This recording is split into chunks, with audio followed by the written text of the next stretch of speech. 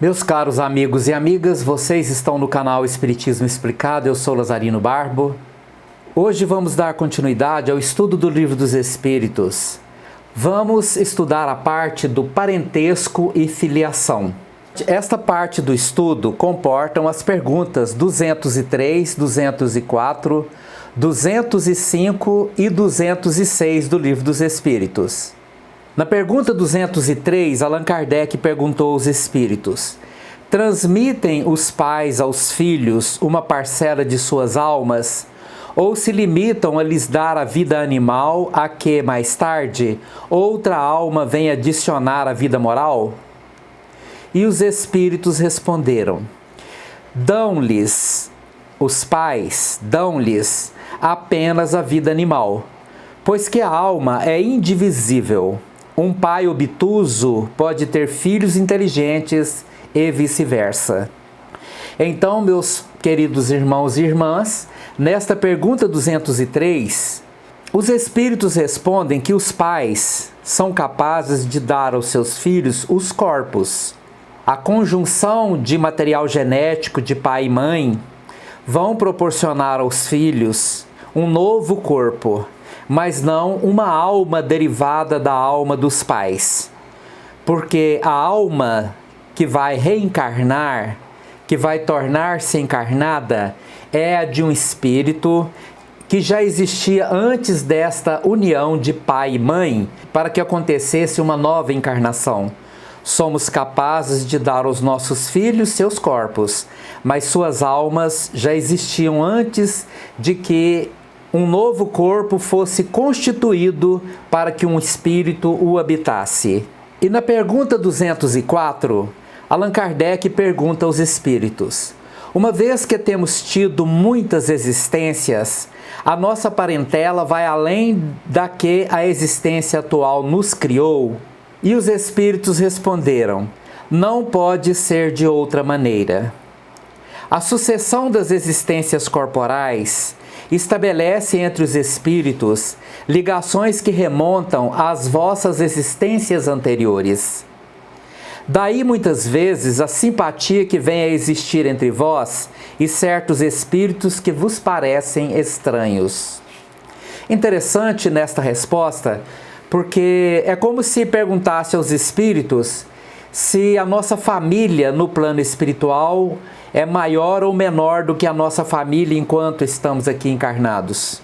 E os espíritos respondem que a nossa família, as nossas relações que sobreviveram além da morte, os sentimentos, as ligações emocionais, as ligações sentimentais, elas persistem e perduram após a morte. De tal forma que a nossa família, o nosso rol de conhecimentos no plano espiritual é infinitamente mais amplo do que aquele que temos aqui nesta vida. Nesta vida atual, nós temos nossos laços consanguíneos constituídos nesta vida aqui, e muitos destes laços consanguíneos vêm já de experiências, de ligações de outras existências. E isto constitui a nossa família aqui, sendo que nossa família também atrai para ela os amores que constituímos em outras vidas e também os desamores, porque aquelas situações mal resolvidas, os sentimentos, o perdão que não foi concluído, tudo isso pode trazer para esta vida afetos e desafetos constituindo uma mesma família. Mas em termos quantitativos, nosso rol de ligações, nosso rol de afetos e até mesmo de desafetos são muito mais amplos no plano espiritual para todos nós. Porque temos várias vidas e em cada uma dessas vidas nós constituímos relações de afeto e até mesmo de desafeto. Sendo que os espíritos que ainda não aprenderam a perdoar têm um rol muito maior de desafetos, ao passo que aqueles que já sabem, que já perdoam, que conseguem resolver seus problemas de relacionamento em uma única existência, fica mais fácil a convivência no plano espiritual, porque exatamente fazem com que perdurem os afetos. E os desafetos vão deixando aos poucos de existir pela própria capacidade que as pessoas têm de perdoar, de amar, de doar-se aos outros sem esperar nada em troca. Tudo isso faz parte de nossas relações afetivas ao longo de diversas reencarnações. Mas na pergunta 205, Allan Kardec pergunta aos espíritos: a algumas pessoas, a doutrina da reencarnação se afigura destruidora dos laços de família, como fazê-los anteriores à existência atual. E os espíritos respondem: ela os distende, não os destrói. Fundando-se o parentesco em afeições anteriores, menos precários são os laços existentes entre os membros de uma mesma família. Essa doutrina amplia os deveres da fraternidade, porque no vosso vizinho ou no vosso servo pode achar-se um espírito a quem tenhais estado presos pelos laços da consanguinidade. Então, nesta resposta à questão 205, os espíritos afirmam, diante da afirmação de que as reencarnações destruiriam os laços familiares, dizendo que não destrói, pelo contrário, amplia. O problema está na nossa visão acanhada de família. Nós queremos ver uma família constituída apenas nos laços relacionados àquilo que foi construído em uma única vida. Queremos coisas fixas. Por exemplo, que a esposa seja eternamente a esposa, que o marido seja eternamente o marido, que os filhos sejam eternamente filhos. E isto não vai acontecer. O problema é que, como espíritos imortais, nós vamos criando os laços de afeto ao longo de nossas vidas. É lógico, é óbvio, que ao longo do tempo vamos construindo relações que se afirmam pelos laços da perenidade, situações de relacionamentos amorosos que se consolidam nas provações e até mesmo nas expiações, constituindo-se a partir daí aqueles laços que vão se tornando ao longo do tempo indissolúveis, não pela obrigatoriedade de laços de consanguinidade que definitivamente não estabelecem laços de amor. Existem muitas pessoas que têm em seus ciclos de amizade muito maior força de afeto do que em seus laços consanguíneos. Laços consanguíneos, parentesco consanguíneo não estabelece a perenidade dos amores que vão se fortalecendo ao longo do tempo. E estes não estão definitivamente submetidos a nenhuma convenção humana. Tudo muda de acordo com a necessidade, com a vida, de acordo com as relações que vão sendo construídas, que vão se fortalecendo ou até mesmo que vão se enfraquecendo ao longo do tempo. Nossa família, o termo de família é muito mais amplo. E é exatamente por isso que Jesus vem constituir para nós a visão de uma família universalista, e não apenas de uma família acanhada, com uma visão muito estreita, baseado unicamente em laços familiares constituídos em uma única encarnação.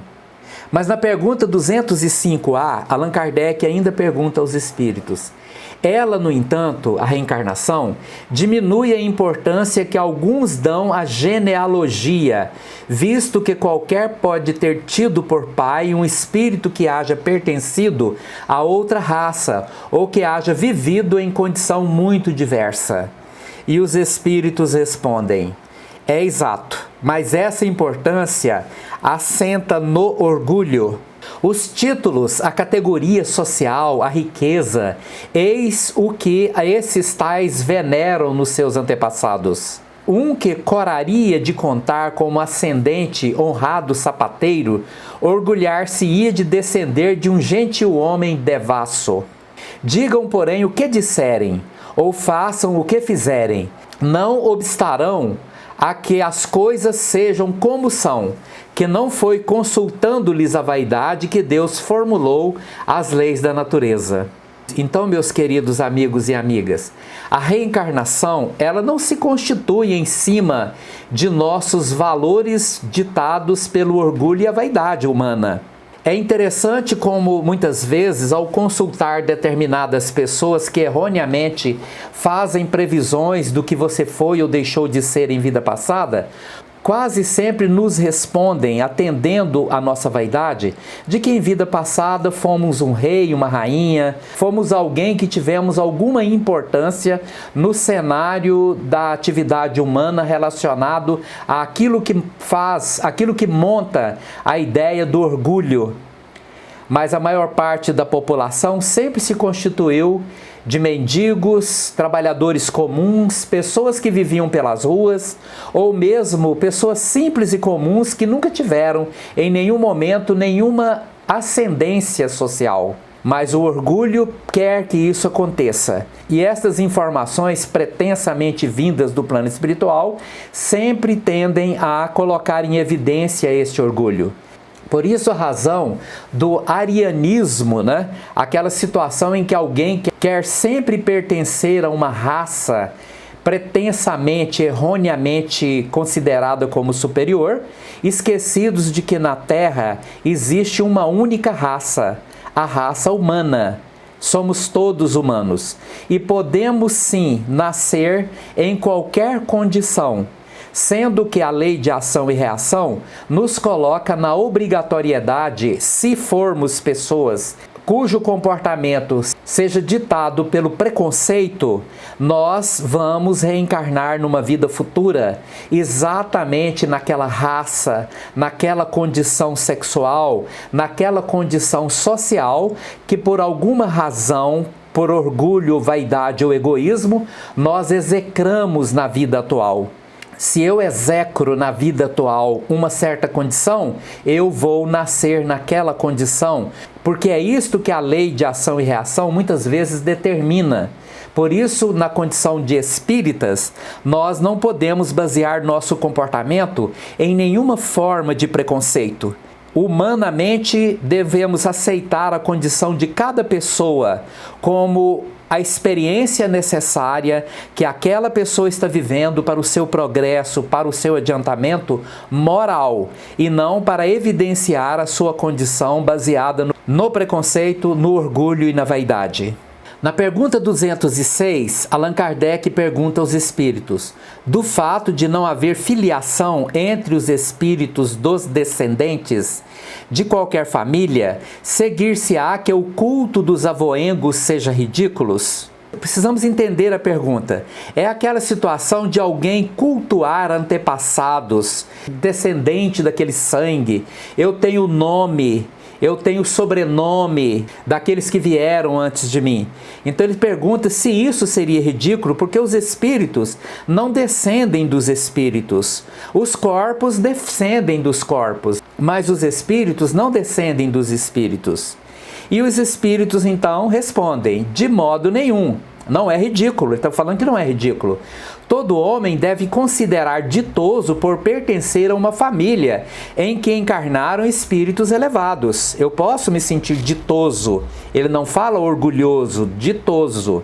Ditoso é diferente de orgulhoso. Eu me considero ditoso quando eu passo a me ver como uma pessoa agradecida por ter pertencido a uma família que teve um certo destaque.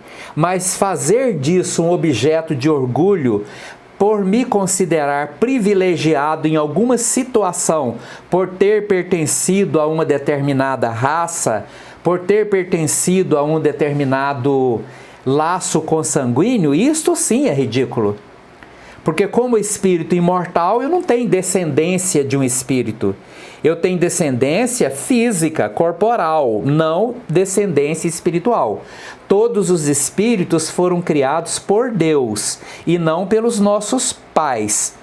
Fisicamente, meu corpo tem os caracteres genéticos da minha família biológica, mas espiritualmente, meu espírito não tem, de forma nenhuma, uma descendência ou uma herança como espírito desta ligação que foi efetivada durante uma vida ou pertencente a uma determinada família.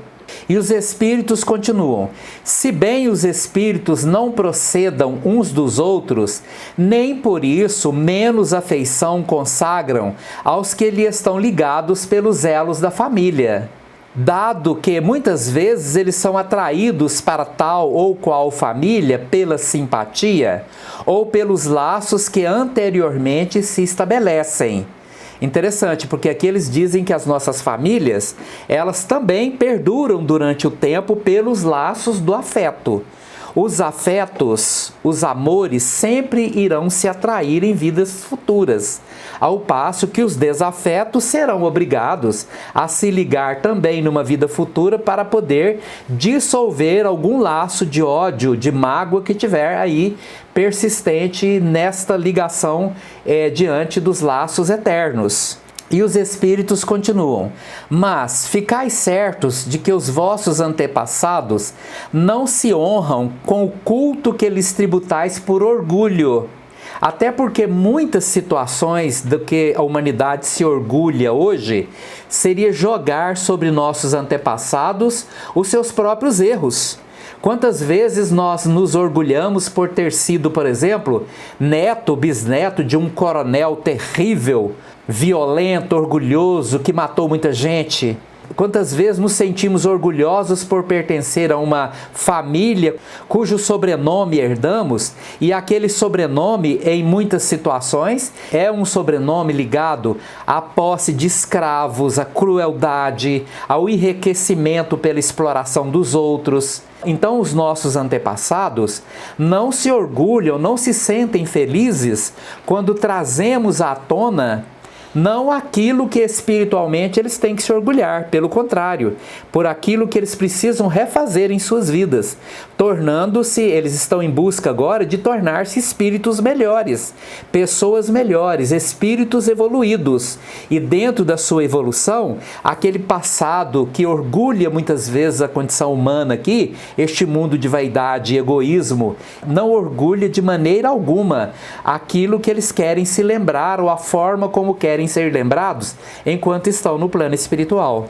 E os Espíritos continuam: em vós não se refletem os méritos de que eles gozem, senão na medida dos esforços que empregais por seguir os bons exemplos que vos deram. Aí sim, quando nos deram bons exemplos, e eu procuro seguir dos meus avós, dos meus pais, até mesmo dos meus bisavós, com quem convivi, os seus exemplos, as histórias que me contam sobre como viveram, sobre como enfrentaram a vida os meus antepassados, e esses bons exemplos eu procuro seguir, então meus antepassados se sentem orgulhosos de si mesmos, aquele orgulho bom que faz com que a pessoa se sinta bem com a sua própria atitude, diante disso, diante daquilo que passaram para nós, diante daquilo que nos ensinaram. E os Espíritos continuam: somente nessas condições lhe é grata e até mesmo útil a lembrança que deles guardais. Está vendo?